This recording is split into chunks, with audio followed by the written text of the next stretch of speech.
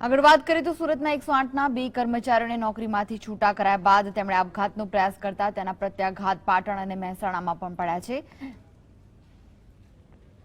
પાટણ અને મહેસાણામાં પણ 108ના કર્મચારીઓ હડતાળ પર ઉતરી ગયા હતા। સુરતના કર્મચારીઓની હડતાળને સમર્થન આપવાની સાથે તેમણે પગાર વધારાની પણ માંગ કરી। જો કે 108ના કર્મચારીઓ હડતાળ પર ઉતરી જતા દર્દીઓને ભારે હાલાકી પડી હતી। કર્મચારીઓ હડતાળ પર ઉતર્યા છે ત્યારે અત્યાર સુધીમાં 30 જેટલા ઇમરજન્સી કોલ આવી ચૂક્યા છે, પરંતુ એમ્બ્યુલન્સના પૈડા થંભી જતા ઘાયલ લોકો અને દર્દીઓને ભારે હાલાકીનો સામનો કરવો પડી રહ્યો છે। બીજી તરફ મહેસાણામાં હડતાળિયા કર્મચારીઓ સાથે અધિકારીઓની વાટાઘાટો ચાલી રહી હોવાનું જાણવા મળ્યું છે।